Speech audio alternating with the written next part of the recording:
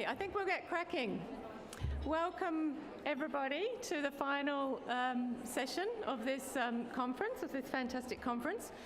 We have 4 fabulous speakers this afternoon in our final session, all looking at the topic of innovation. So we have speakers talking about innovation in care, innovation in treatment, and our final keynote speaker is going to be talking to us about innovation in research. My name is Jo Whitehouse. I'm the manager of support services in Victoria. And I'd like to introduce our first speakers, who are Alicia, Gibb and Manasi, Thornley. Alicia graduated from Sydney University in 2006 and has worked with clients with MND for 10 years. Alicia currently works in the communication and AT and MND clinics at Liverpool Hospital and provides occupational therapy services to clients in the community. I'll also introduce Manasi. They're going to be a duo this afternoon. Manasi Thornley graduated in 2000 from the University of Western Sydney and has been working with clients with MND for 18 years. Manasi provides expertise within the MND clinic and communication and assistive technology clinic at Liverpool Hospital, and has a keen interest in the holistic occupational therapy assessment and intervention of MND clients in the community. So welcome, Alicia and Manasi.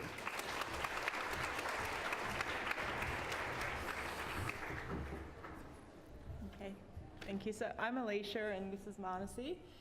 Today's presentation is going to be a case study presentation on the impact of assistive technology on quality of life.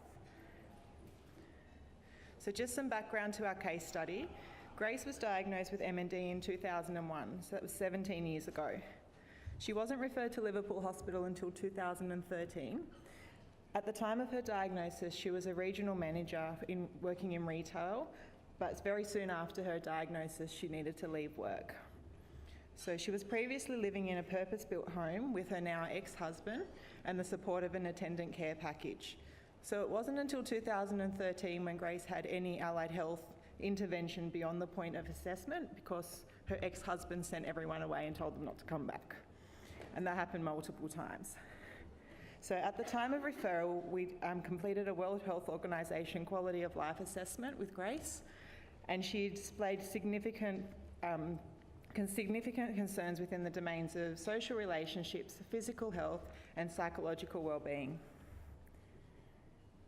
At the time of the referral, she had very limited equipment, and what she did have was largely inappropriate. She had an attendant care wheelchair which was far too large. It had been her stepdaughter's who had passed away, so it didn't meet any of her postural needs, it didn't meet her pressure care requirements, and she was really uncomfortable. She had a basic commode that wasn't height adjustable. She had a hospital bed and an air mattress that she'd previously purchased, and just a standard armchair that she'd got from Harvey Norman. She had no hoist and was being transferred like a sack of potatoes, which she found very uncomfortable. Fast forward 9 months after I met Grace, she went through a considerable change in her social situation. So she's now living with her sister and brother-in-law in their house. She now has the NDIS involved, and they're providing care 3 times a day, 7 days a week. She requires full assistance with indoor and outdoor mobility. She requires full assistance with self-care and toileting. She's assisted with all transfers, however they are more appropriate now. She's assisted on a daily basis by her sister, brother-in-law and the NDIS with instrumental activities of daily living. And we've recently completed an ALS functional rating scale as a review, and she's now scoring 16 out of 48, where 0 means complete functional dependence and 48 means she's completely functionally independent. So over the time of knowing Grace, this score has continued to get higher and higher despite the years post-diagnosis. So within her current environment, she lives in a single-storey house that's privately owned by her sister and brother-in-law. She has 4 steps at the front with a rail, but she's not able to access those. She's been using a homemade ramp for many years. However, after 2 years following the application to NDIS, the application's just been approved in recent weeks, and we're told that a new ramp will come into place very soon. So internally the house is fully accessible. The bathroom is fully accessible with a hob-free shower recess, a handheld shower hose, grab rails and commode accessibility. So this environment changed within a 1-week time frame. When the opportunity arose for Grace's social situation to change, her family arranged to have the bathroom completely modified in 1 week. So we've done a number of OT assessments with Grace over the years, including initial assessments, functional assessments, environmental assessments, equipment suitability assessments, a communication and assistive technology assessment, and MAT evaluations to assess her pressure care and seating needs. The OT intervention in 2013 started in what would normally be quite an unconventional spot to start. We hadn't done initial assessments, we hadn't done full functional assessments, we hadn't done environmental assessments, but we started with assistive technology. So the reason we started with AAC and ECU, which is not traditionally a starting point, was because we were working very closely with the speech pathologist to enable Grace to have her voice back, to be able to communicate what was really going on at home. And from this, that led to her being able to get out of that social situation she was in. So we initially trialled and set up a fixed eye gaze device with communicator software, and this enabled us to be able to talk to Grace. It did rely on her ex-husband turning it on, which then became the next hurdle. But when the eye gaze was on, we were able to communicate with her in code, and the situation was able to change. So whilst the fixed eye gaze device worked really well at home and she loved it, it didn't work in the community, obviously. So we looked at trialling a secondary system, we got charity funding, and she's now using an iMobile Mini as well for when she's out and about. That works really well, again on her wheelchair, but we need everything to interact well together. So she was recently in hospital, and as Sarah was saying before, the eye gaze devices don't work very well on a standard table over a hospital bed, so she wasn't able to calibrate. She was really unwell and needed to make life-changing decisions, and she was relying on someone else to consent on her behalf when she was cognitively fully able to make decisions and is a very, very good advocate for herself, but we took away her voice. So we were able to go into the private hospital and set up a mobile mount, which enabled her to be able to calibrate and make her own choices for if she was wanting to consent to treatment or not. So I'll hand over to Manasi. So I still remember when, I'm sorry Alicia, you're too tall. Sorry. Vertically challenged. Sorry. So I still remember when I first met Grace, and the first thing she typed on her eye gaze is, with tears in her eyes, "This is wonderful." And obviously it's quite an emotional situation for her and for us, so we were all crying in the room, but they were happy tears. The next thing she also said to us was that lifting or someone carrying me like a sack of potatoes is rather uncomfortable.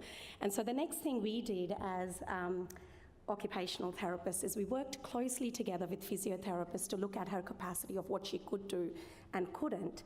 And we ended up organising an Allegro stand-up lifter. Now again, stand-up lifters are quite unconventional in terms of continuity of use, in terms of clients who lose their function and lose their weight-bearing capacity. But the use of the stand-up lifter has been an absolute pivotal aspect of Grace's care, because without the stand-up lifter, her carers were not willing to use the standard hoist, and then she would have ended up in residential aged care. So we were able to advocate that for her. We also ended up organising a custom sling for her, because Grace is very small. She's about 42 kilos and very slender indeed. And she, with any standard stand-up hoist sling, she was kind of coming through it. So we had to organise a customised sling for her. Her next request was to try and get a commode for her, which was low seat to floor height, which she could also then take on cruise ships. So Grace is quite a cruiser, and she wanted that, and that was one of her goals. So we accommodated that request as well.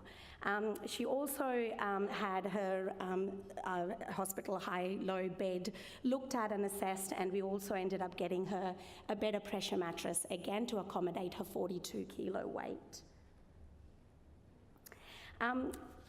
Traditionally, at the time of when we met her in 2014, we were discussing different options of wheelchairs, and Grace was very much, I want to be independent. However, at the time, both Grace and her carers didn't want to go down that power wheelchair route or the power mobility route. And I think there was this stigma about, oh, it's too big, or there's too much to think about in terms of operation and storage and so on. So again, looking at her goals and her requests, we ended up prescribing a manual wheelchair with a tilt-in space component, again with a very floor seat to floor height to accommodate that stand-up lifter. This wheelchair at the time was funded through Enable New South Wales, and she was able to use this wheelchair for many years. However, as Alicia has mentioned most recently, she's had quite a significant decline in function, which has now led us to look at other mobility options. So looking at the powered mobility options, we wanted Grace to have as much independence as possible in terms of using her assistive technology together. At the same time, we also wanted her to be comfortable and for her postural situation to be looked after quite well. And so we scripted her a Permobil M3. Sorry, this might be French to some of you guys, but it's bread and butter for OTs. And some of the OTs here would acknowledge why we did what we did. We submitted applications to NDIS for this seating system to go ahead with significant justification of why we needed that and why Grace needed it. And to our surprise, we got the seating system, but not a wheelchair to put it on. So we were quite, as OTs, we are always thinking outside the square and, really shaking our heads going, what do they think she's going to use this seating system on? And how are we going to cross this hurdle? So at the time, we, talking as peers and talking to different organisations, we thought, you know what, we're gonna mention this to Enable because, Enable New South Wales is also having some hurdles with NDIS, and they were kind enough to loan us a very similar wheelchair, obviously looking at being this decision is still under the reviewable of the reviewable decision through NDIS. Considering that there is so much assistive technology that has gone into in terms of prescription for Grace, we've had to look at quite a lot of things, and in summary,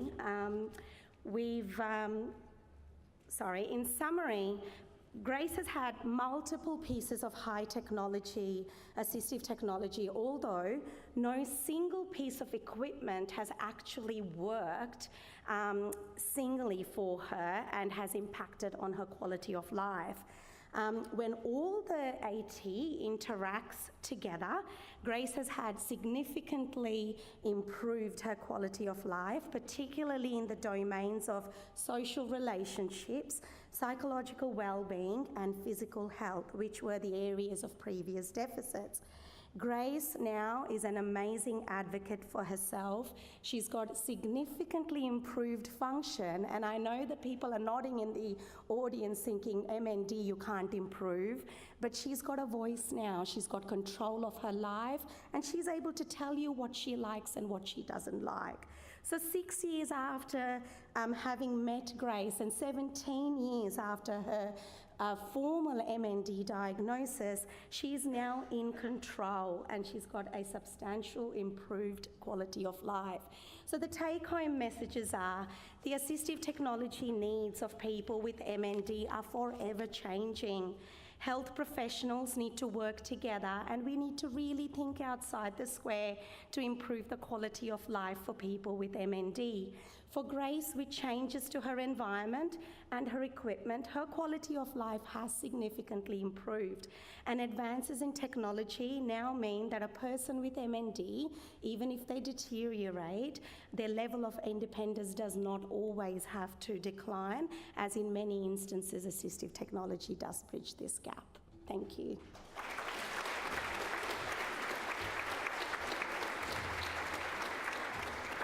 Thank you, Alicia and Manasi. I don't think we've got time for questions, but your presentation has just shown the power of appropriate technology, and that impact that can have is extremely significant on the people that we work with. So thank you very much for your presentation. It's wonderful.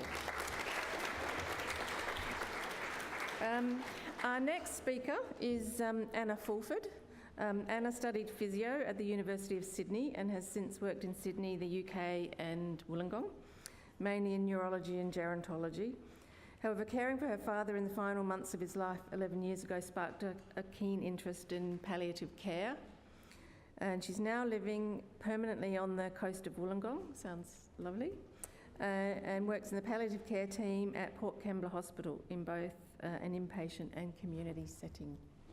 So, Anna.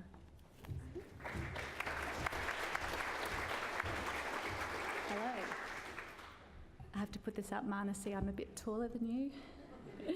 I'm really excited to talk to you all about this new online resource, and the aims of today are really to give you a background history of how it came about, to discuss the process of its development and our collaboration with MND New South Wales to bring it together, and the launch of I Have MND Now What, and how you can locate the document, and now that the product is accessible, where do we go from here? So just to prove that I do live in a really nice place, I thought I'd throw in a photo of Wollongong and just explain, what our team is and really why we could collaborate to make this document possible. So I work with an OT, speech pathologist, dietitian, allied health assistant and social workers as part of the Allied Health Palliative Care Team. We work with our specialist doctors and nurses, both in the community and on the ward, along the 80-kilometre coastline of the Illawarra. We're pretty lucky. We have about 30 to 35 clients with MND at any given time, and we have a very close relationship with our wonderful MND advisor in the area, Anna up the back, and Sam, who is our coordinator of support. And together we have monthly support groups, bi-monthly case conferences, and joint home visits. Now, they say that all good stories and all our good ideas always happen on the toilet or in the bathroom, and this story is actually no different. In 2016, I met Paul Watson. He was diagnosed with MND in 2015, and he's a forward-thinking and dynamic guy. In January 2017, I went to his house for just a normal physio review, but he was a bit frustrated about his bathroom. It'd just been modified, and there were lots of things that were amazing about it, but there were things that he was frustrated with. He couldn't reach the towel rail, he couldn't flush the toilet because the buttons weren't the right height for him, and he couldn't even open and close the door.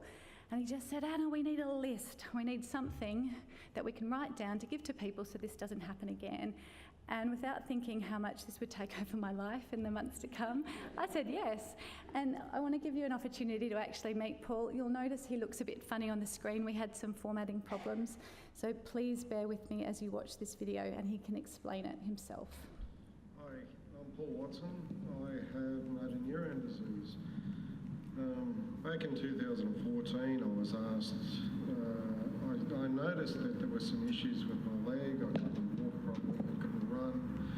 I saw a GP, and the GP said, well, we'll send you to a neurologist, and after that he referred me on to a doctor in Wollongong, went through a series of diagnostic tests. He still wasn't sure, so he referred me to another specialist in Sydney. And from there, in April 15, I got the diagnosis that I had motor neuron disease. As you can expect, it was quite daunting. Where do you go? Because he was a busy doctor, he said, look, I'll see you in 6 months. I was given no information, no support, no network connections, no one to talk to. So a little while later, on the way home, my wife and I were having a discussion, and we were wondering, what do we say to the kids? What do we tell our work friends? What do we do now? So a couple of months went by, and my wife contacted the MND Association in New South Wales. They sent around a social worker, and the social worker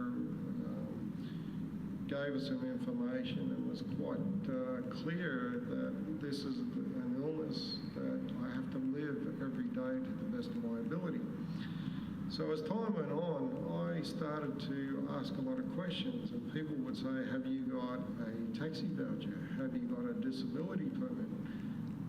Have you got access to any information? And during one of the visits from a physio Anna at the hospital, the Palliative Care Team, we started talking, and we did a worldwide search on the web. We couldn't find any document that brought everything together. Everything was all over the place. So Anna and I decided, well, why don't we develop something together? So over the several months, we started consulting, putting things together. Every bit of information that we both got, we put it on a document. Then we shared it with what they call a special interest group. The special interest group provided more feedback.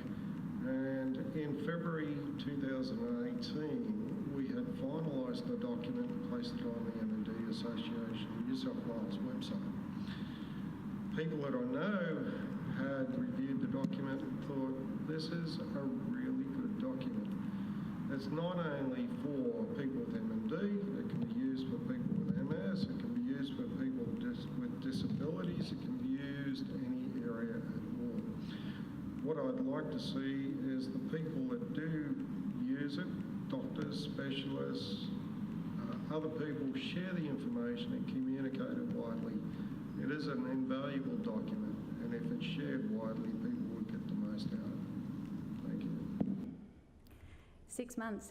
How many times have you heard that? I'll see you in 6 months, and you've just been given this diagnosis. So you can imagine how we felt and why it was important. And from everyone talking today, we know how important the MDT is. And if people don't know how to access that, how are they going to get that level of support? So at first, the list that we created was quite small. It was mainly just a collection of ideas that Paul wished he'd had in his bathroom. But we started to build it from there, and we talked to our clients about things that they used that were useful, and we started to get bigger and bigger and bigger, and we knew it was going to be much bigger than we thought. The NDIS was just about to start, and we needed to make sure everyone was prepared. We wanted to produce a practical and person-centred document with a goal to enable early intervention, utilise available services, access MDT care, and assist with future life planning accessibility. So the first thing we did was, as Paul mentioned, look on the internet. We looked at the different resources that are available in the US, in the UK, in Australia, and we know that there's lots of good resources out there, but we just wanted more. We wanted something that was a little bit, a smaller document that had more than just information on the condition, but had lots of handy little tips, things like where can you access financial support, what is an MLAT key, what's a companion card, and where do you access different members of the MDT, and what do they actually do? We realised at this stage that it was going to be much bigger, and that's when we started communicating with MND New South Wales. We needed this list to be comprehensive, and we wanted it to be linked to all the resources that were already in place. It also needed to be sustainable, because what's the point in us writing a list that's not going to be relevant in a few months' time? And Paul wanted it to be as accessible to people as possible.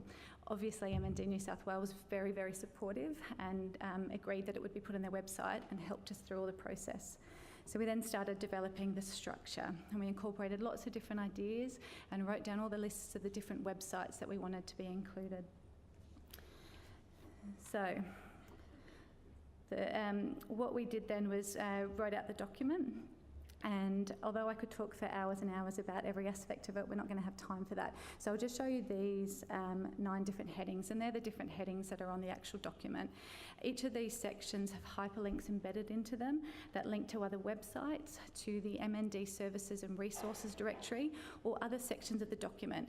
For instance, if you go to multidisciplinary care, you might pull up the speech pathologist, and that will have links on how to find a speech pathologist, but it also links to the last section, symptom management, and in there it goes under the headings of nutritional needs, swallowing and speech and communication needs, so that people can make a link with what they're experiencing at the time and who's going to be the one that they want to talk to about that. It was really important that we had all of these links built into it, because, like I said, we didn't want the document to be too information heavy, and we really wanted people to be able to just pull out what was relevant to them at the time, and that would change over time as well.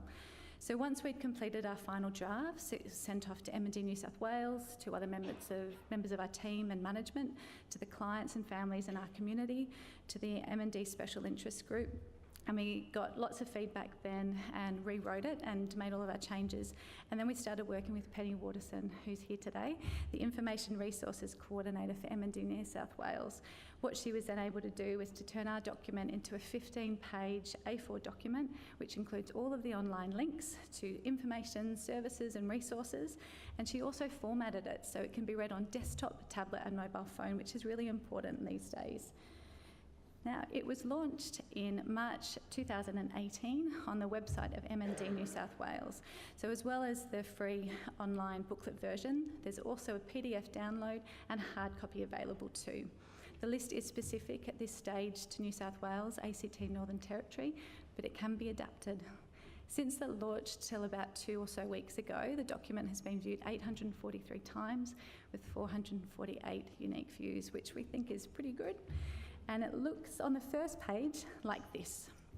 So on its completion, we were able to achieve our aim, which was to create a practical and person-centred document that we hope that the person affected by MND can use on a daily basis to assist them in accessing the best possible assistance and enabling them to be an advocate in their care. On the first page, you'll see there's a couple of quotes, and one's from Paul, and it says, "I didn't know what I didn't know." And I hope that this has changed that by bringing it all together into the one place. The document helps also, and it's important for us from a palliative care background, it helps from diagnosis to palliative care or end of life, with all of the steps in between on advanced care planning and maintaining quality of life through that. So, what do we need to do from here? It's great that it's on there, but there's more we can do. So when you get home, read the document, please. Contact us with feedback. If you can collaborate with us, we can build on it. We can make it even better. Give it to the neurologists in your area too, so they can give it on diagnosis. Show the document to your clients. If you do this, you're helping to inform and empower them to go forth with the best life they can. Like I said before, it is still specific to the 3 states and territories I mentioned, but we'd like to adapt it further. So if you think you can help with that, we'll share all of our information to make it easy for you. If you've got clients with other conditions, you might be able to use it for them as well. Maybe not the section on MND New South Wales, but the information on accessing financial support and all of the other different things. I mean, one of the really useful things that we talk about in it is travel insurance for people with MND, which is really, really hard to find. There's a brilliant quote from an American politician that says, "While it may seem small, the ripple effects of small things is extraordinary." And I think that this document does do that. And I think that everything that people have talked about today does that as well. That all these little changes, whatever background you are from here, can make a really big difference in the lives of the people around you. We're not over yet. So I'm going to show you how to do it, but I'm not going to put the link up. I actually want all of you to open your mobile phones, and I want you to pull open your browser, search engine like Google, and maybe just raise a hand when you've done it so I know kind of when everyone's ready. Come on, everyone. I'm sure you've had your phones on the table. Okay. When you've got that ready, type in, "I have MND, now what?" No full stops, question marks, just "I have MND, now what?" And it should bring up this link. Now, once you've got that link open, there's two different options. You can either click on the booklet on the screen and it should bring up an easy to read booklet. Alternatively, if you click on the PDF link, what you can do is open it up and save it to iBooks or the document viewer on your phone. I have it permanently saved on my phone so I can pull it up at any point I need it. And if anyone doesn't have their phone with them, I've put on everyone's tables just a couple of pamphlets that look, it's got Paul's smiley face on it, like this. So that's got some information on it as well. There are some more of the pamphlets at the front table as well that you all went to register this morning. Now, the other link I've just got up there as well on the screen is the Services and Resources Directory. I will leave that screen up just for a moment longer in case you want to put down the link too, but it is on the document as well if you want to find it. Now, nothing in life is done alone, and Paul and I did spend a lot of time late at night typing this up individually and finding the information, but there's lots of people I need to thank, and in particular MND New South Wales. Penny, you worked so hard to see our vision through and we thank you. Christina, if it weren't for your ongoing support from the beginning, this wouldn't have happened. And also to every member of the special interest group who actually contributed to this, we really thank you as well. The management team in our organisation, all of our clients and their families who spent a lot of time in our support group, sat down talking this out and nutting out different ideas. And our wonderful palliative care team, particularly those pictured, Anna Dodd, an OT, Zavai Nangadi, the staff specialist in palliative care, and Vivian Connolly, the social worker. But lastly, the biggest person through all of this we need to thank is Paul Watson, who's created an excellent legacy in doing this and is now seeing for himself just in how empowering this document and the information in it can be. Thank you very much. Do you have time for questions? Thank you, Anna. Ditto. I think I'd like to acknowledge Paul as well. What an amazing piece of work. And it's wonderful when a problem sparks a search for a solution, and what a great project. Well done. We do have time for one or two questions, so if there's any questions for Anna, raise your hand now. The lady at the back, she's a serial questioner. Can we have a microphone to her? She knows all about the document too.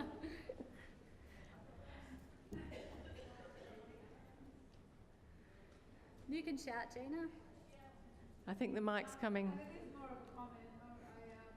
I just wanted to thank Anna for her presentation and her input into this, because it's been an amazing project, and I know that our advisors and coordinators of support find it a really helpful tool, and as she said, it can extend out to other states. It just needs the state information to be added on.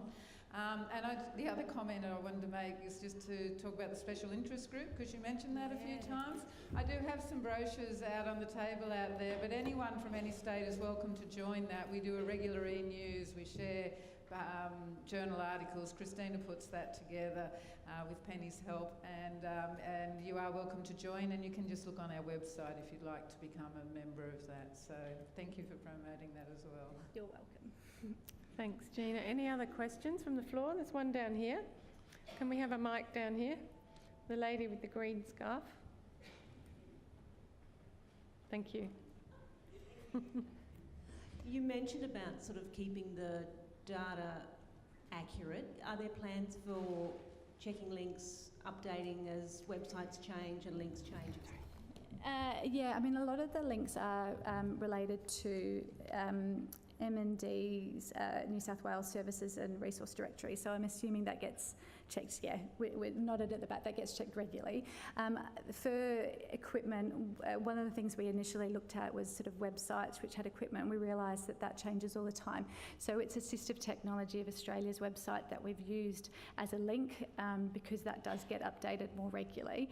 And then, from it all, we really chose websites that were going to be kept up to date, because we know that that's an issue. I mean, I think something along the lines of travel insurance, that thing is probably going to change on a monthly basis, so we can't guarantee. It's just more offers suggestions for ideas. Anything else? Thanks again, Anna. I know Victoria will certainly be in touch.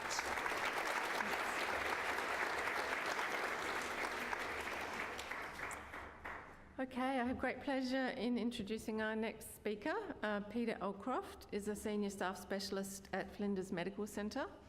He's a respiratory and palliative care specialist and has been involved with the MND clinic since 2001, and also is a member of the MND SA board.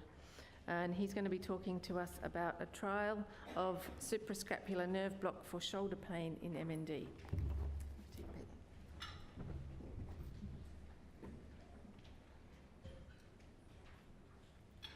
Thank you very much for the introduction. I'm going to change focus now and really talk about something that's been worked on at our service for quite a few years now and finally got it working pretty well. It's the suprascapular nerve block for patients with motor neurone disease who have shoulder pain. My collaborators are listed there, and I'd like to pay attention to Michael Shanahan, who's the rheumatologist, and I'll tell you more about him shortly. And at the time, his registrar, Scott Graff, who's now a consultant rheumatologist. And I'd also like to pay particular attention to my good friend and now retired colleague, Karen Glaetzer. We all know about this relentless disease, known under a variety of guises, including the beast. It is relentless, and it produces this weakness in the muscles.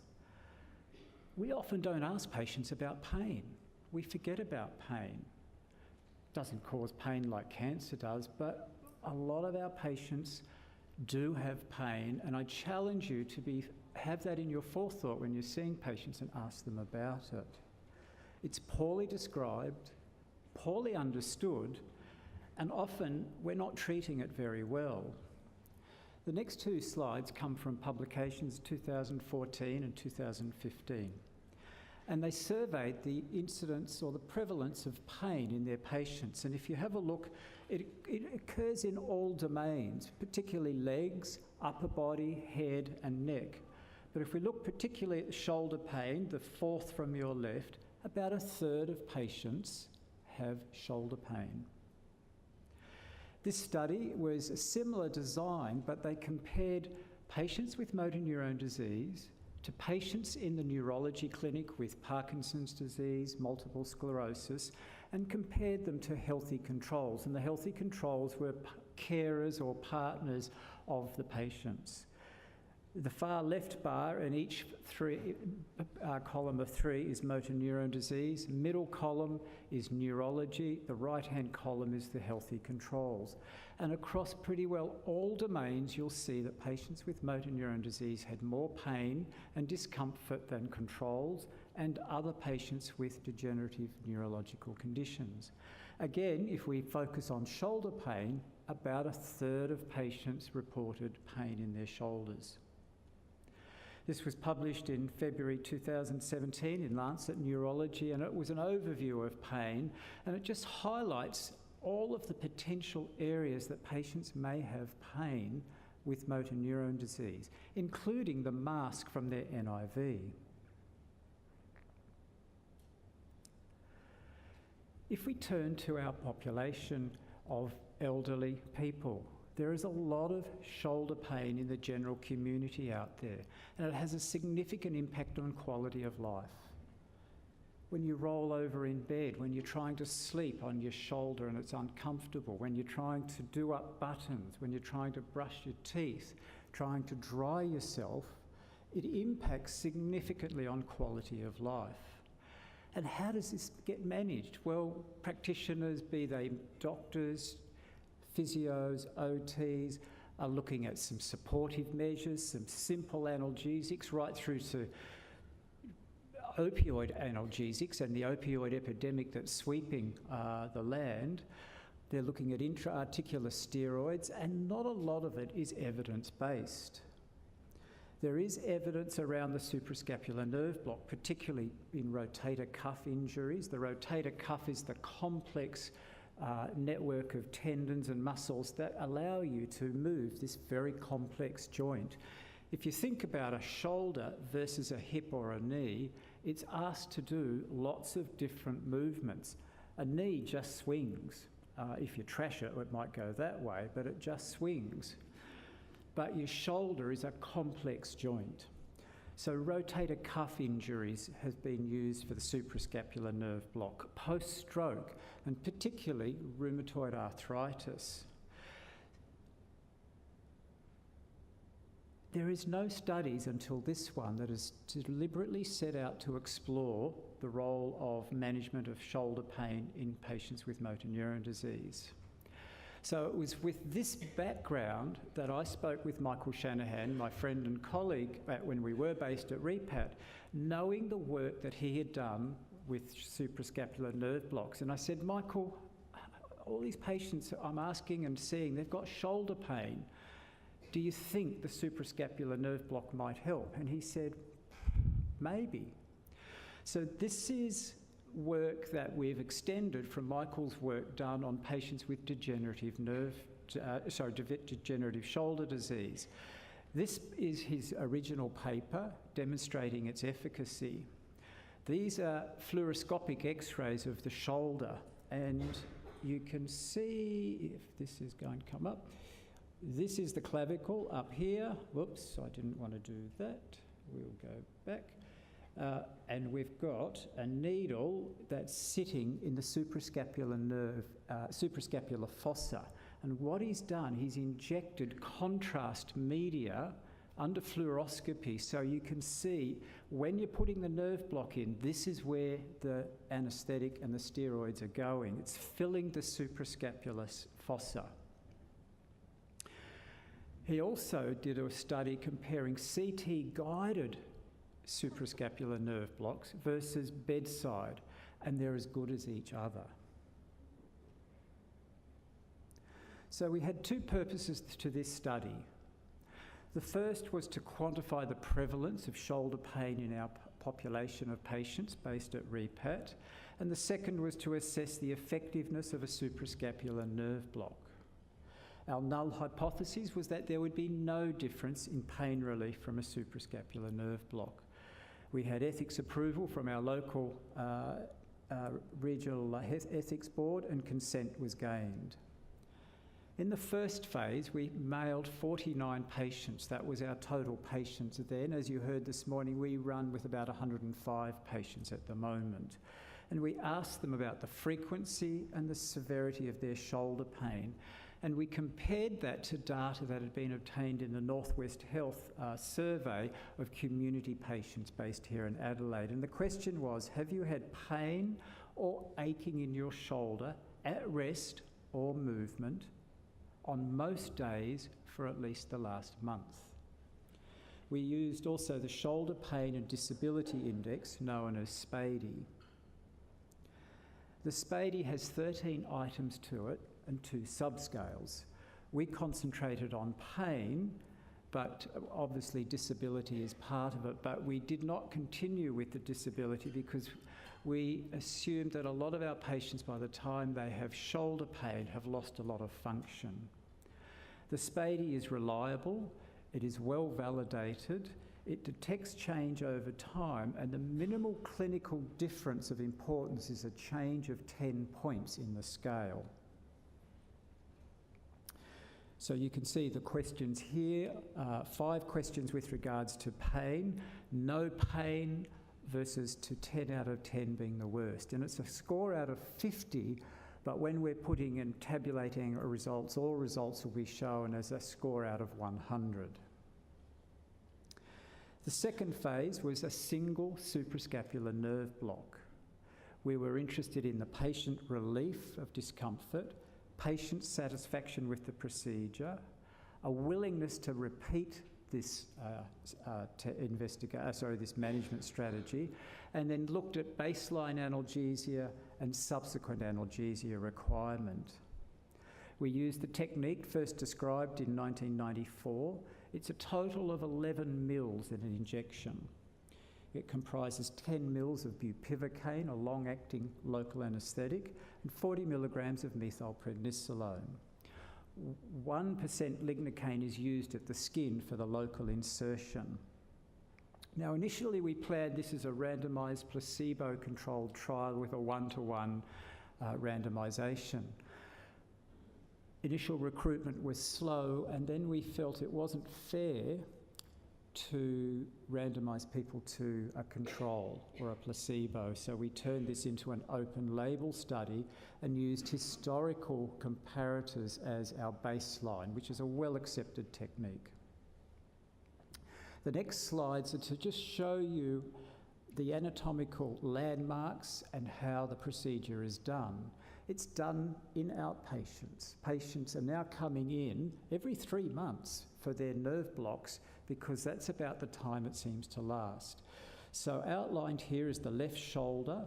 The solid line with the cross in it is the spine of the scapula. The dotted line going down the middle is the medial border of the scapula. It comes to the angle. The line drawing you can see there is from Michael's original paper. He bisects that line from the angle of the scapula. We move 2 centimetres laterally and we find the suprascapular notch. Now, hiding just side the suprascapular notch, there's an artery. There's also a nerve that goes through the suprascapular notch. The suprascapular nerve arises from the brachial plexus and it comes from C5, C6, and it looks after the glenohumeral joint, the acromioclavicular joint from movement and pain and sensation. So about 70% of pain cessation in that joint, and also the supraspinatus muscle, which is mostly involved for the abduction. The infraspinatus is a big muscle, and that's external rotation. This is just an overview again to show you where the scapula lies on the back. And you can see that we're using an approach from above, which minimises the risk of pneumothorax, because if you go in that way, there's a thing called the lung underlying that could get in the road. So it's much safer to come down from the top. 38 participants were needed to generate enough power to detect a 10-point change. As mentioned, we used the historical controls, and the historical controls had 5 mils of saline inserted as an injection, as their placebo.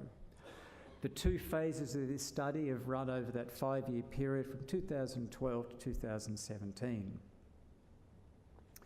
We had, in the first part, 49 participants, just under 50% male. Their age is there. We had a 63% response rate to our mail-out survey, and just over half of them described significant shoulder pain in the last 3 months. So 33% in the other studies, 52% in ours, and of median severity of about 56 out of 100, which is disturbing their sleep and function. Of those patients who had shoulder pain, they also had significant other pain in their head, their neck and upper limbs. If you compare that to the historical controls from the Northwest study, only 12% of the community described shoulder pain. In the second part, we had 27 patients who underwent a single suprascapular nerve block. 10 of those patients had both shoulders treated, so that gave us the 37 shoulders that we needed to get enough power. As you can see from baseline through to week 1, 4 and 12, the number of patients did drop out of the study by the nature of this illness. But you can see the Spady score there from 55, which is very similar to the mail-out survey, dropping by over half at week 1, and by week 4, only a score of 10 out of 100 compared to a baseline. All of those statistically and clinically significant results. And by week 12, it's starting to climb again. This just demonstrates that graphically, that dramatic drop and improvement in pain relief, and compares that to the historical controls. The other aspects we wanted to look at is what is the overall relief of pain, the satisfaction of the procedure, and would you come back to have this procedure done again? And you can see that all aspects are scoring 8 out of 10, saying this has provided good relief, we'll be back for more of this. So to discuss, there is a high prevalence of pain in the shoulder in our patients in the motor neuron disease clinic when we were based at Repat and now at Flinders, and I suspect in your clinics too. The suprascapular nerve block is an effective treatment with significant clinical and statistical improvement with high patient satisfaction. Why does this work? Local anaesthetics only last for a few, sort of a few hours, or bupivacaine for 24 hours or so. So why is this working for up to 12 weeks? One of the theories is that there's this wind down effect, this resetting of receptors, of resensitizing the dorsal horns. There's some suggestion that it may reduce substance P in the glenohumeral joints. There's some suggestion that it may actually have downstream effects in the infraspinatus region as well. But it's not quite clear why it works, but it does. We did not have any complications during this study period. It's performed in an ambulatory environment. It has a very short learning curve. It's an easy procedure to do. The amount of opioids are reduced, which helps with reducing constipation, improving cognition, because those drugs do impact on cognition. And we've got a patient who's not mobile and their constipation is becoming a problem. The last thing you want to do is compound that with opioids. It seems to last for 8 to 12 weeks, and anecdotally, and this is not evidence, this is anecdote, it seems to have better effect with repeat injections, and I can't tell you why, and it needs to be looked at. Our patients are happy to have repeat treatments, and they're coming back every 3 months to be booked in. Criticisms of our study, they are small numbers, and we did have a high dropout rate in our patients as part of the nature of the disease process. So I would welcome your thoughts and questions on the work that's presented today on behalf of my co-investigators. Thank you.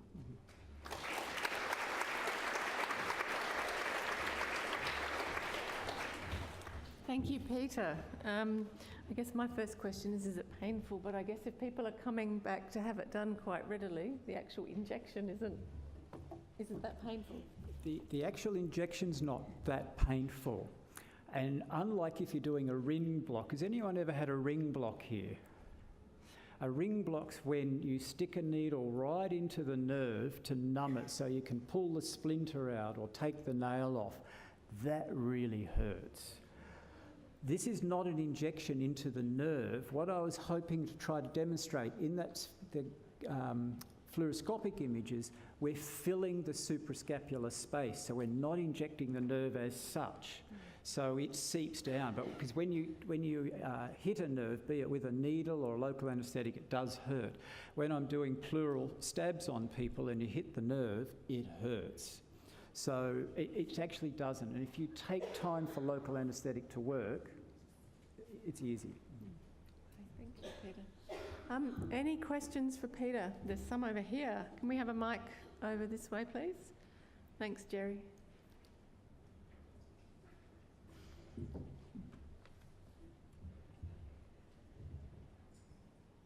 Well, thanks very much for a very clear presentation. I was interested about your wind down theory.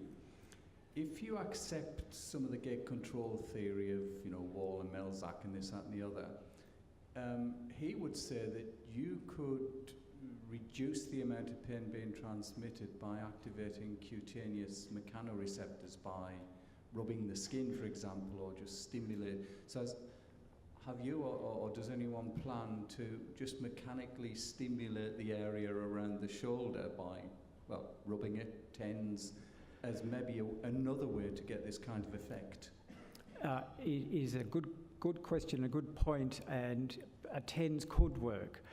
I was actually taught by a vet how to give injections. And because if you sneak up on an animal and you stick something in, they're going to jump. But if you sit there and you tap away on the skin, you tap away on the skin, and you tap away on the skin, and then I say, sharp sting, in it goes. So when I'm doing pleural drains, for instance, that's what I do. So it may work like that, but tapping on the skin's not going to last for 12 weeks. So that's the only flaw in the theory. I'm a huge believer in plasticity and particularly when you're my palliative care hat on, when you're using huge doses of opioids and this wind-up phenomena where by dose reducing you actually get relief. Resetting receptors with the pregabalins and things like this for the neuropathic agents, it's really interesting, and the theory's not there yet. And there are some really clever people looking at inflammatory processes of pain, and wow, that's at another level above me. Thank you very much. It was really interesting to hear about that. I wonder if your rheumatology friend has any ideas for leg pain or arm pain. I guess the leg pain depends on similar where you've got to find a nerve that is sort of leading to it, and I haven't sort of talked to Michael about it, and probably will be the next project, but certainly from immobilising, if you think what they do in emergency departments or out on the field when you've got a fractured neck or femur and you do a femoral nerve block and you get good pain relief and you can move someone, there is potentially a similar mechanism there, but you've got to have access to a nerve that looks after a big region. There's so much work there that could be done looking at interventions that don't have big side effects potentially. Thank you. Any further questions? There's one more down here. I just wanted to ask, who is going to be giving the injections moving forward? Like, were you all learning how to do this, or was there something you were referring to? So the question was, who's going to be doing this injections into the future? At the moment, one of the privileges of working with the group of people I do is that they have just put up their hands to help out patients with MND. And you ring them and they say, yeah, I'll come up, or I'll send my registrar up. It's a technique that, I'm learning to do, and I haven't tried to usurp Michael or skill, and I want the junior staff to learn from it as well. But it's something that could be easily taught. Rural GPs, for instance, are so clever. They turn their hands to everything. And so that would be a skill that they would certainly learn, particularly when they're doing some anaesthetic work. So it's very easy to do. Obviously, you want to be doing a reasonable number of them so you're confident with any procedure, because it is a bit nerve-wracking when you realise where you're sticking a needle, there is an artery underlying that, but the trick is also that you aspirate. So if you aspirate and you get red stuff in there, you just pull back a little bit and then you're okay. So it is easy to do and learn, and Michael makes the point that it is a very short learning curve. It's not like a surgeon doing heart surgery where, this is lining up your landmarks. And if someone's thin enough and you can see all those landmarks, you can be very confident where you're going. Thank you. Thank you, Peter. Thank you so much for sharing your work with us. It's fascinating. Okay, I'd love to now introduce our final keynote speaker of the day, who's going to be talking to us about advances in research. I'd like to introduce Dr. Shyuan. After obtaining her PhD in neuroscience in 2009, Dr. No undertook her first postdoctoral training position with Professor Pamela McComb and Dr. Robert Henderson. In 2012, she was awarded a Motor Neurone Disease Research Institute of Australia Bill Gold Fellowship to conduct research in a niche area which focuses on metabolic imbalance in MND, which I guess we're going to be hearing more about. Dr. No has presented her research at a number of national and international meetings and regularly communicates her research outcomes to the wider community. So we're very lucky to have her with us today.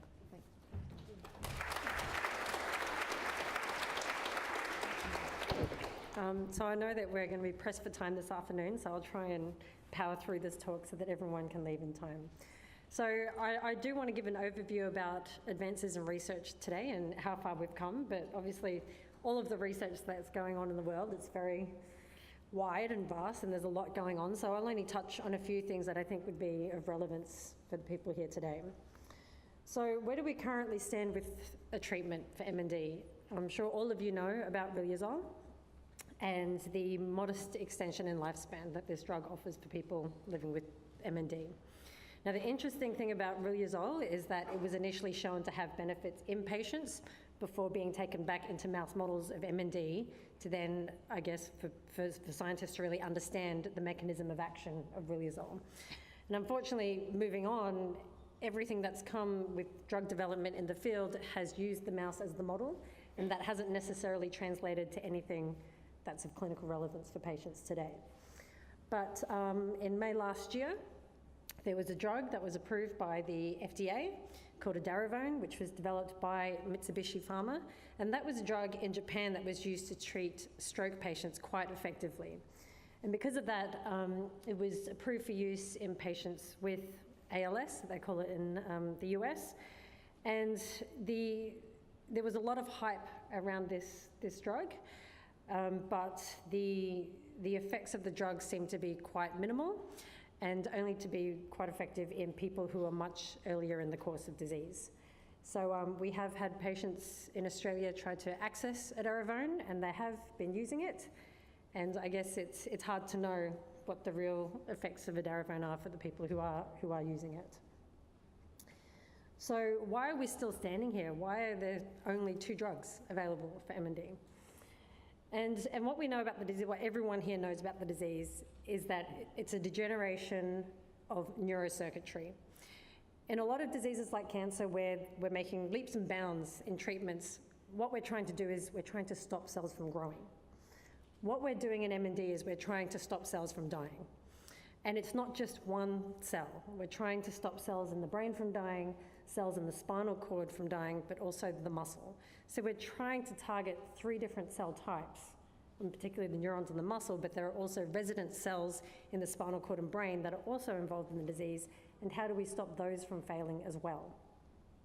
And the idea is that MND is so variable between people, and we don't know where it starts. If someone presents with weakness, is it because the disease is actually starting at the muscle, or is it because of the neuron in the spinal cord that's died, which is then causing for that connection to the muscle to be lost? And so there are a lot of hypotheses, and some people sit on either side of a fence saying that the disease starts in the brain and then progresses towards the muscle. And then there's the other side of the fence, which thinks that the disease starts in the muscle and then moves back up towards the brain. And then there are people like me who kind of sit in the middle and go, why isn't, maybe it's a bit of both, things coming both ways. But I think these days you have to make a stand, is it one or the other? So the other thing about MND that makes it difficult for us to treat is that it's more than just the neuromotor system. And we know this now because years and years and years of research, people are starting to recognise that it's not just the motor symptoms that people are experiencing. There are changes in cognition, and we've had people touch on today saying that there are about 50% of people with MND who will experience changes in their way of thinking. It could be very subtle, they just might not remember the names of things as well as they used to, or they might not be as motivated as what they used to be with respect to doing things.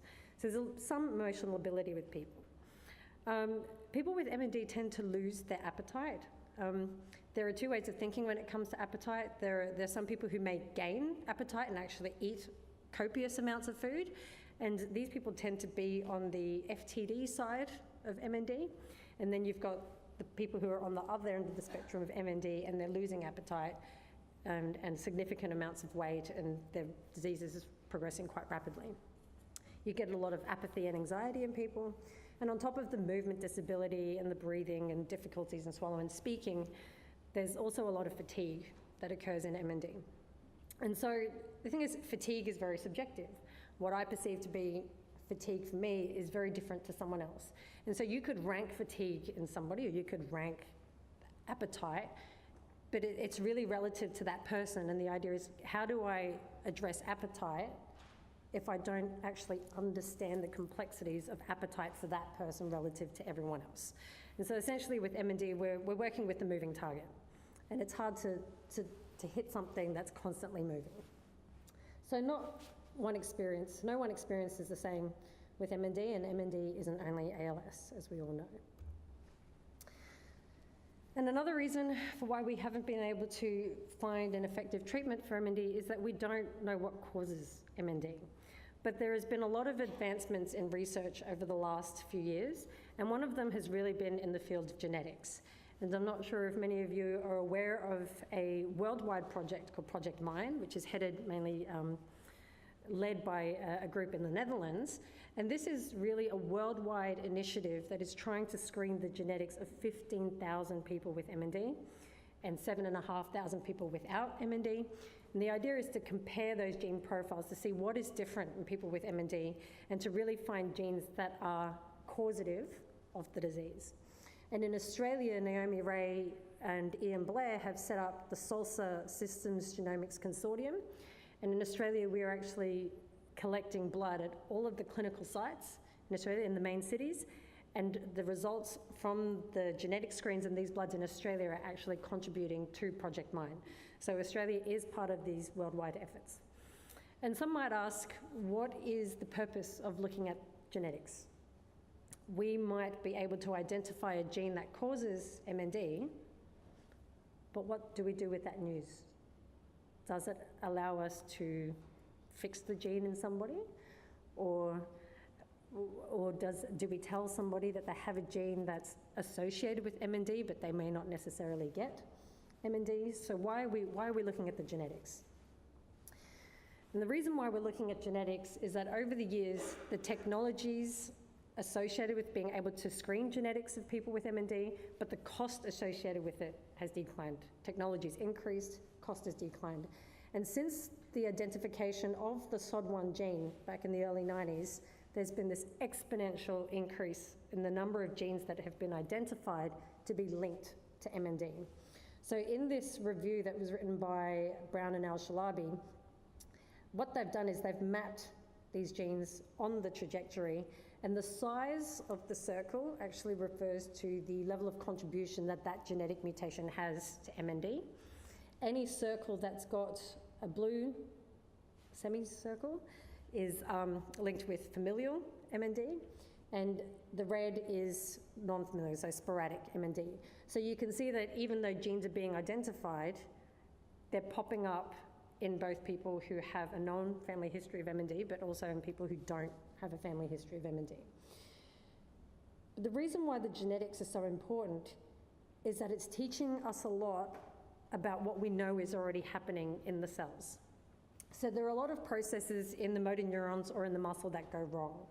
There are things that are called protein aggregates, so we get these dysfunctional proteins that haven't formed properly, they're misfolded, and what they do is they start to clump together in the cell, and they can become quite toxic, particularly when the recycling system or the garbage disposal system in the cell isn't getting rid of these toxic misfolded proteins. So a lot of the gene mutations that the geneticists have identified are associated with these standard processes in the cell that allow it to function normally and efficiently. And all of this leads to processes that the neuroscientists or MND researchers refer to as autophagy, mitophagy, neuroinflammation, toxicity, and that leads to degeneration of the neurons. But then the mutations also have an effect at the other end, not just the cell body, but also the long processes that these neurons send out towards the skeletal muscle. And mutations in TUBA4A, DCTM1, FA4, and profilin are all associated with the axons that actually run along the stability of the axons and how proteins are actually transported up and down the axons from the center of the cell body out to the periphery, and how the growth cones of these axons actually grow. So FA4, if you have a decrease in the expression of FA4, what you'll see is the growth cone will actually expand and it will grow and look for a place to contact. But what you're seeing in MND is you have this increase in FA4, and so these growth cones, which are at the end of the motor neurons, can't actually grow and perhaps make a new contact once it's started to pull away from the muscle. And actually, Perry Bartlett in Brisbane is hoping to start a clinical trial in the coming years looking at whether or not modifying FA4 in MND patients is able to actually improve function in people. But it's not just what's happening at the motor neuron. The motor neuron sits in environment, and there's actually, the neuron itself is suffering a lot of insult from all directions.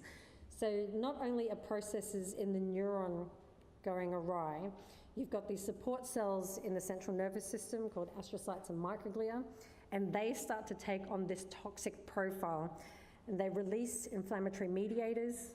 So there's this increase in inflammatory processes which can cause damage to the neuron.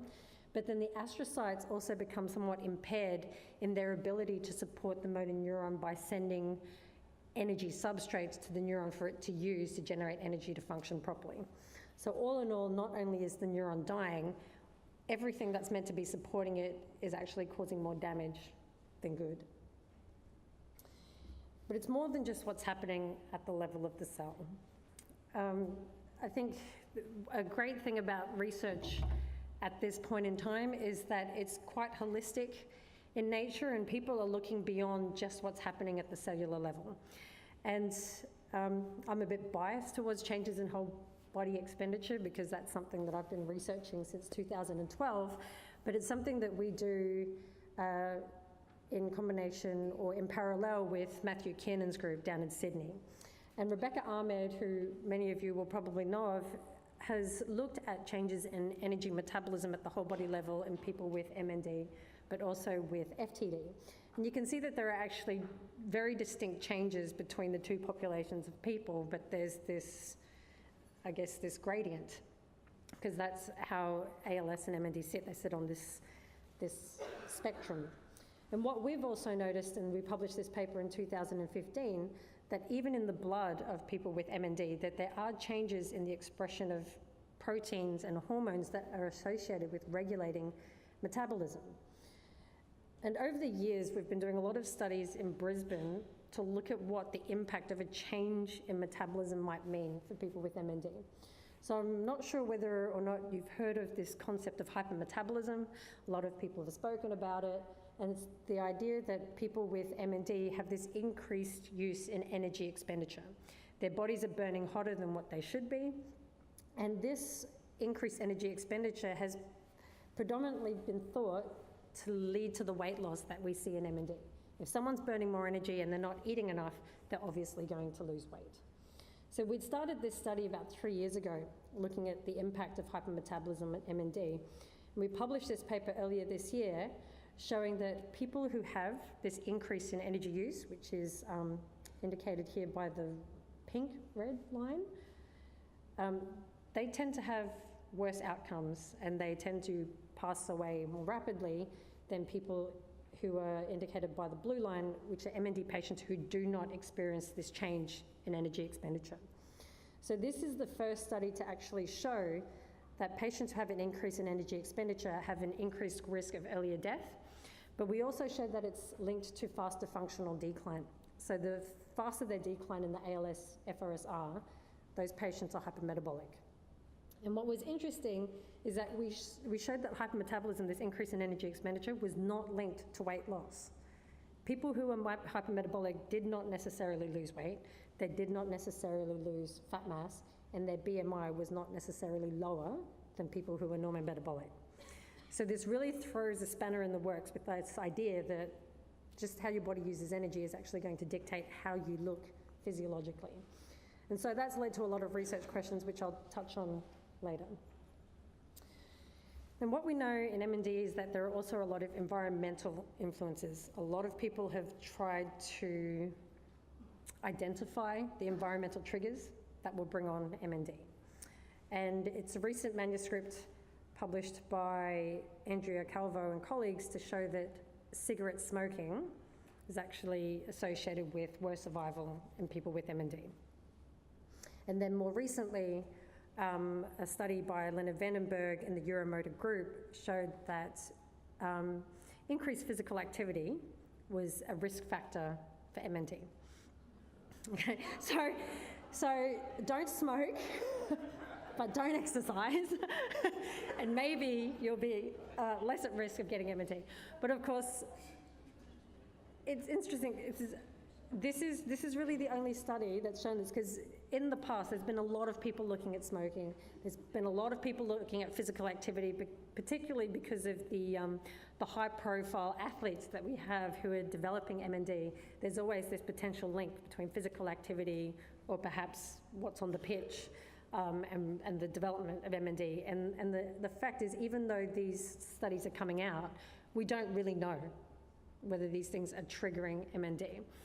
And actually, to answer this question, as part of the whole SOLSA consortium that Naomi has set up, they're hoping to release an environmental questionnaire online later this year that will allow people to consent and log in and start answering questions about what they've been doing throughout their lifetime, where they've lived, where they worked, what they were exposed to, and we can start to tease apart potential environmental influences in the Australian population of MND patients. So the fact of the matter is that MND is a multi-step process, and Amar al-Shalabi first came up with this concept a few years ago, saying that there are 6 things that you need to experience or come across in your lifetime to develop MND. That was a few years ago. So what they've done recently is they've gone back and they said that of the 6 unknowns, what would happen if we considered one of those knowns to be a known genetic mutation? So if you had a submutation or a TDP43 mutation or a C9orf mutation, would you still have to come across 5 other things in your lifetime to then potentially have or develop MND? And the answer is no.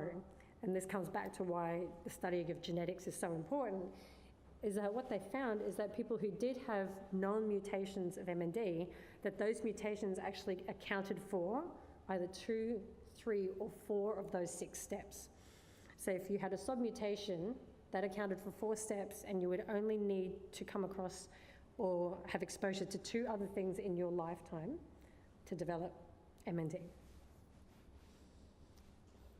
But what about everything else? So a lot of research focuses on trying to fix the dying cell, clearing the protein aggregates, trying to maintain the connections between the neurons and the muscle.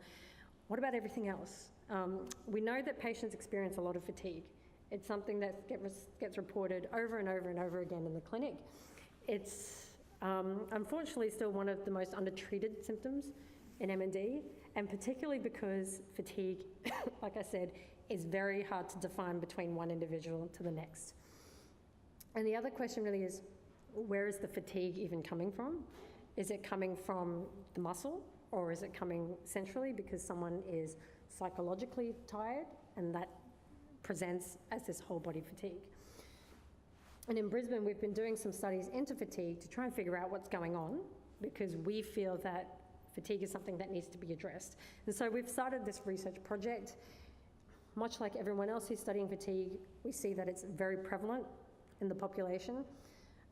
But about 80% of the patients we see rank fatigue as one of their top 3 most disabling symptoms. We found that it's linked to a decline in ALS-FRS-R. So the lower your function, the higher your fatigue. And we also found that it was linked to plasma creatinine, which is actually a marker of muscle mass and function. And what we've been doing is we've actually been putting activity trackers on patients to see whether or not we can measure the real-world impact of fatigue on MND. And we find that these 2 circles here actually represent a pair of brothers who live in the same house. You can see that the MND patient who has severe fatigue spends more of their time sitting and lying than their brother does. They're in the same environment, but this gentleman gets particularly fatigued. And so there's a lot of research going into fatigue at the moment, and what is good about this holistic approach to research of working with patients in the clinic is that patients are now donating samples that we can then assess to see whether or not fatigue is actually originating in muscle. So a lot of the patients who come into the clinic have donated muscle biopsies. So we've now got 35 MND muscle biopsies and 20 healthy control muscle biopsies that we'll be analysing to see whether or not there are actually molecular markers in the muscle that can explain the fatigue that patients are experiencing. What about appetite? So I'm not sure if, can I get a show of hands of how many people have met patients who actually lose weight or lose their appetite, at least? And anyone who's gained appetite? appetite? 1, 2, maybe? Okay. So this is actually my brain, because we decided that appetite was something that was also interesting. And before we do any observational studies with our patients, Derek and I, my husband and I, my husband's an MND researcher, we put ourselves through the experiments to make sure that it's something that patients would be able to sit through.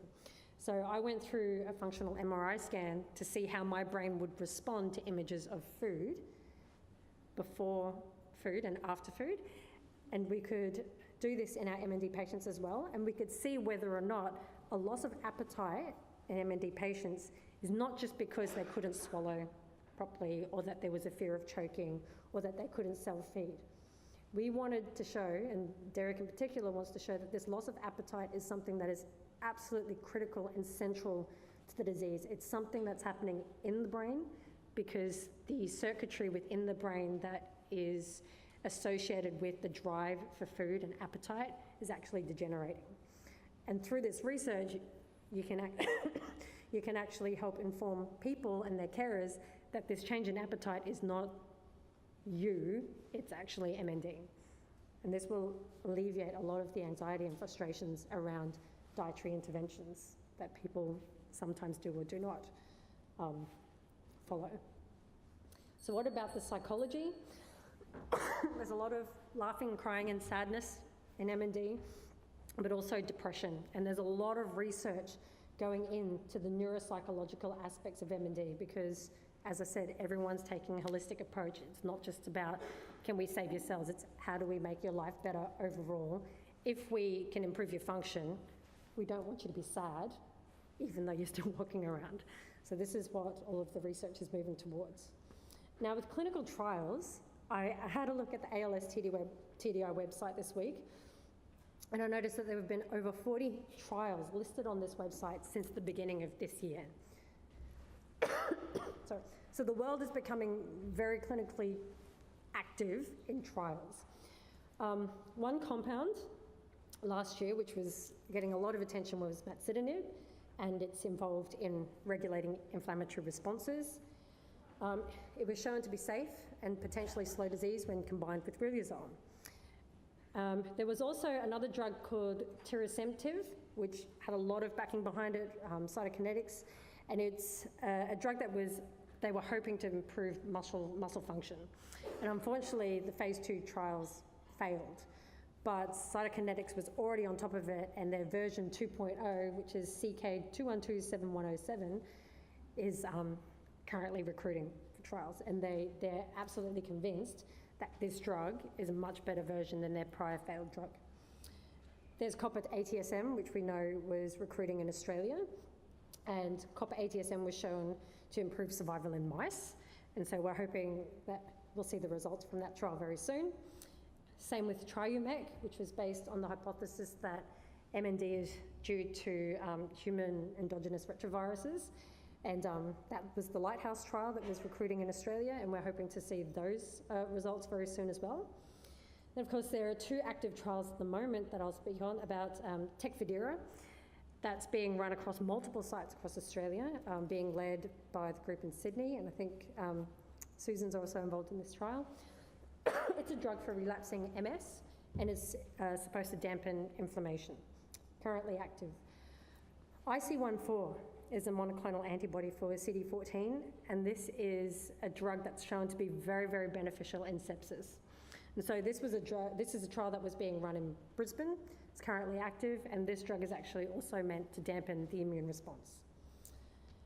Are there other treatments? There are lots of other treatments. They're usually discussed on ALS Untangled, which is run by Richard Bedlack. A lot of people self-prescribe, and you can see the discussions on some of these drugs that people want to know about or self-prescribe either on ALS Untangled or on a website called Patients Like Me.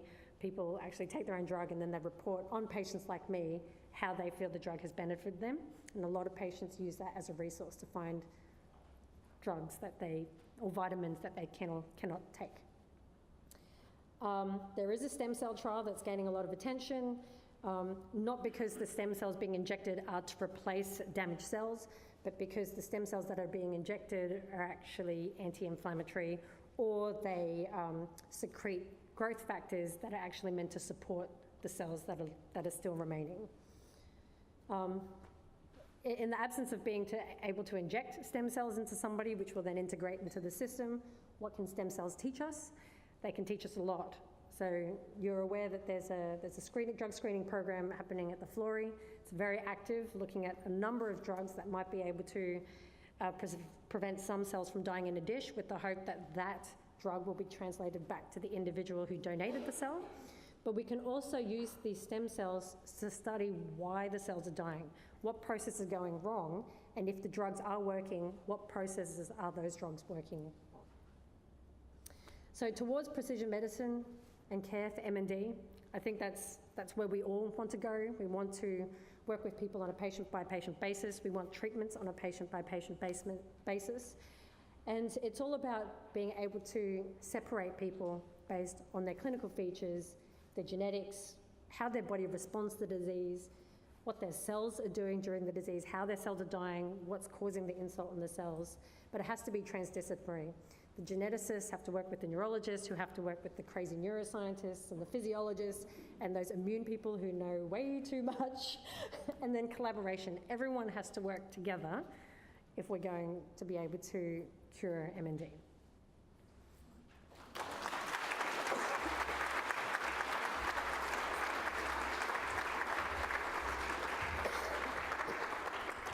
Wow.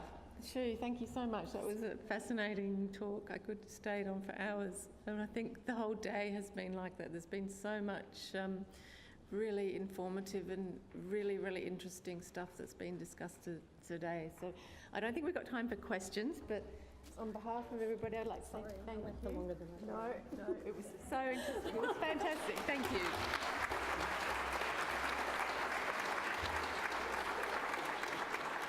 Okay, before I invite Geoff to come up onto the stage to give closing remarks, I would like to say that there'll be an evaluation coming out by email to everybody, and I've just had a message to say that check your junk mail if you don't get it, because we really want everybody to try and complete that evaluation so that it will inform our next conference. Okay, well, thank you. Geoff, if you'd like to.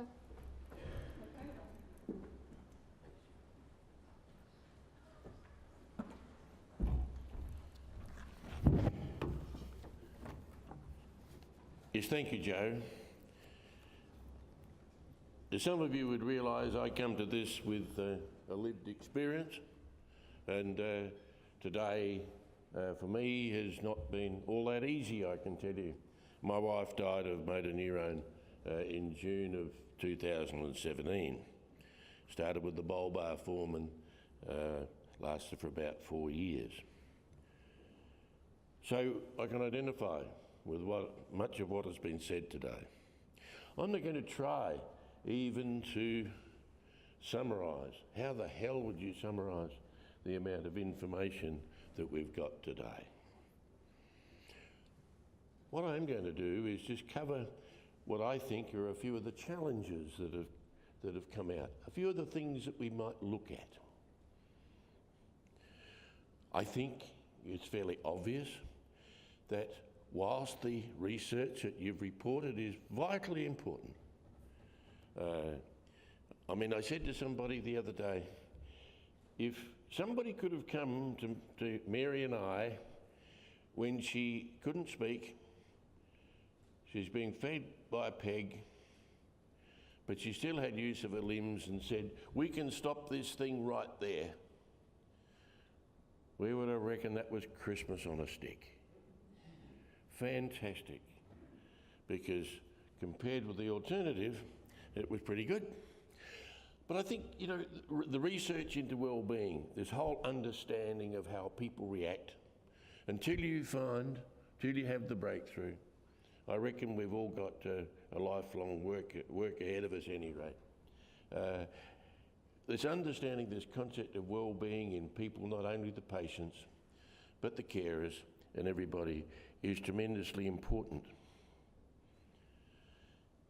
Paul Caffarella raised this point about carers.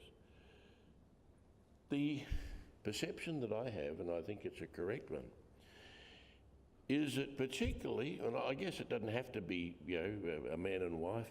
Mary and I were married for a bit over 51 years. She would have said seemed a lot longer.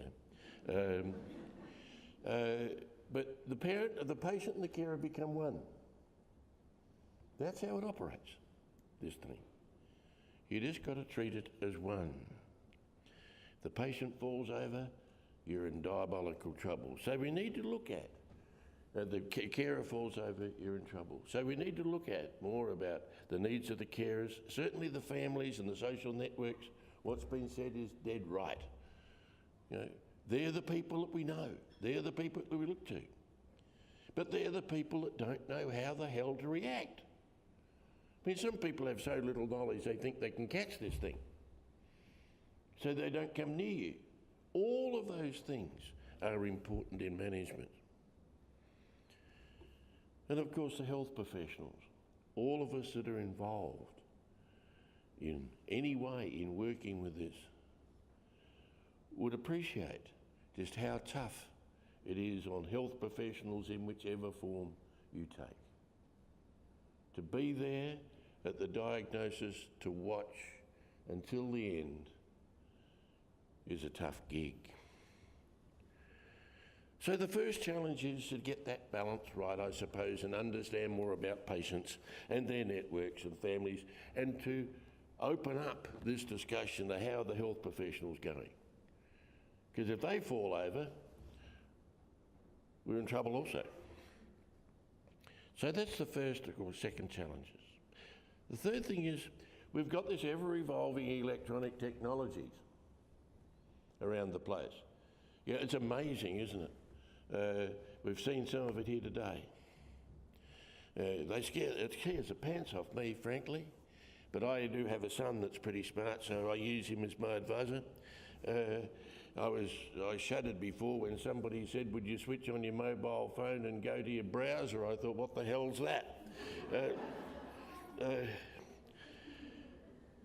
Now, the electronic technologies won't replace visits.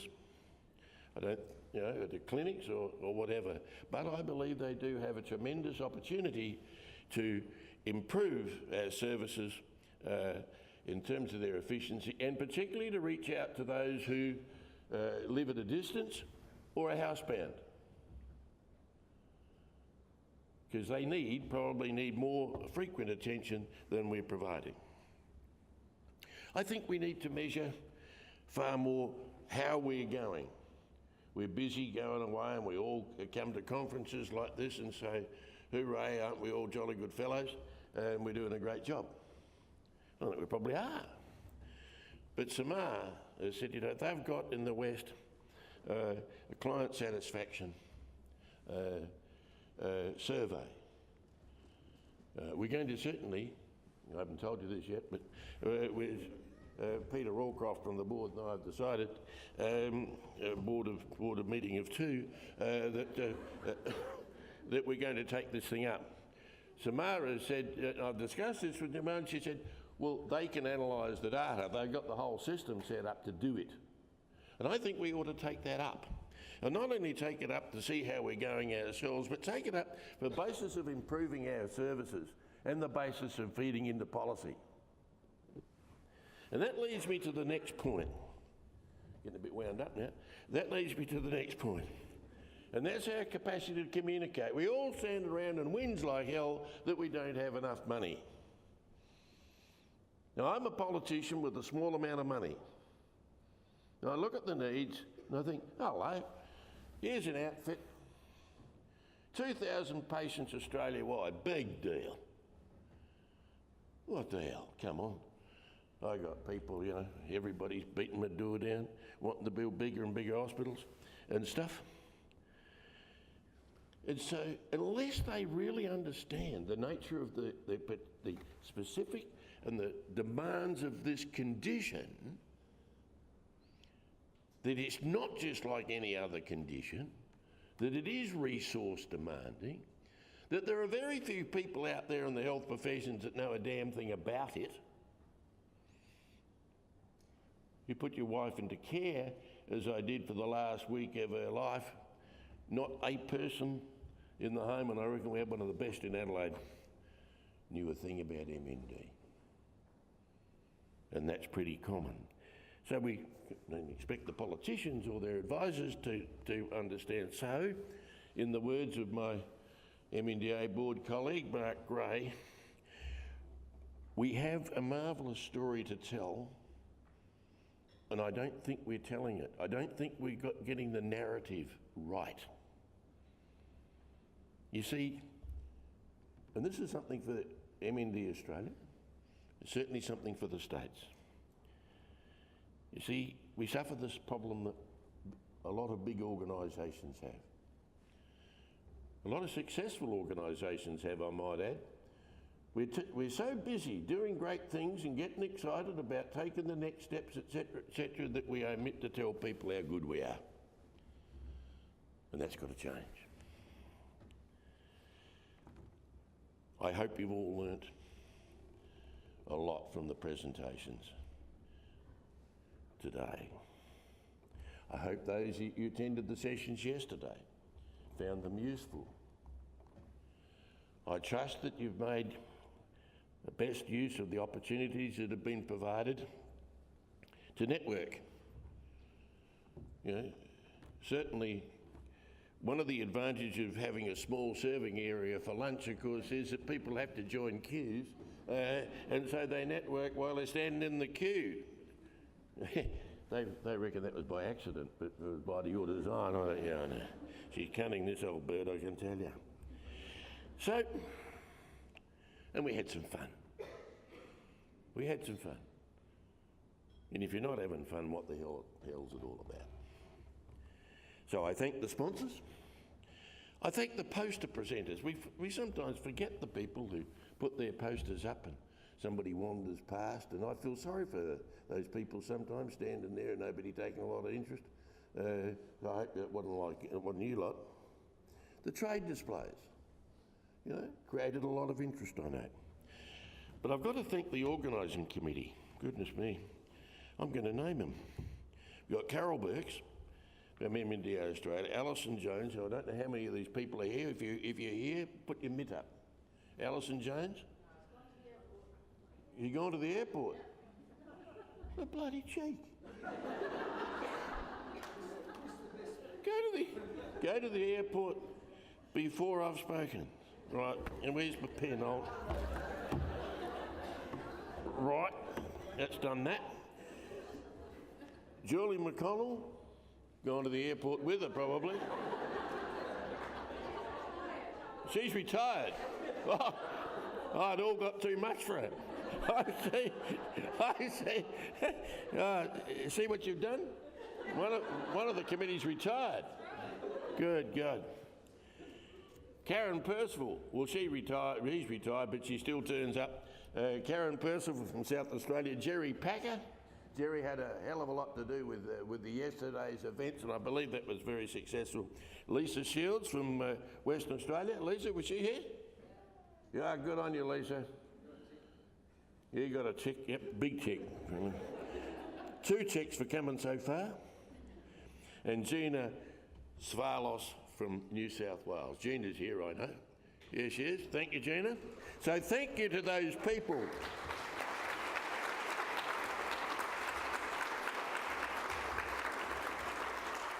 It's a hell of a job organising a conference like this.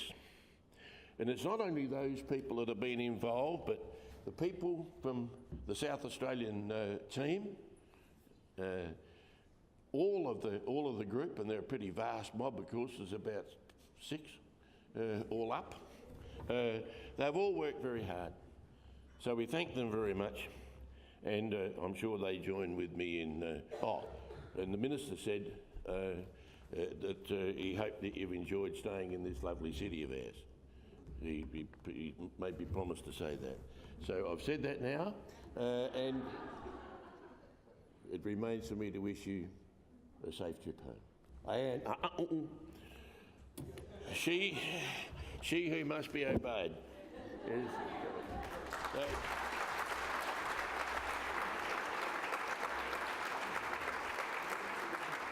Ladies and gentlemen, I present to you Carol Birks. Thank you, Geoff, thank you. I know you're all very anxious to get home, but I just wanted to let you know about the next opportunity for you all to come together to share latest advances in MND care and research. We will be hosting the international meetings in Perth next year. MND Australia, in partnership with MND WA, will be the hosts. These meetings are organised by the International Alliance of ALS MND Associations and the MND Association of England, Wales and Northern Ireland. So mark the first week of December 2019 in your diaries. And the particular day that you will be interested in will be the 3rd of December, the Allied Professionals Forum, and I hope to see all of you putting in an abstract for that. And we do have a little video, there it is, to invite you.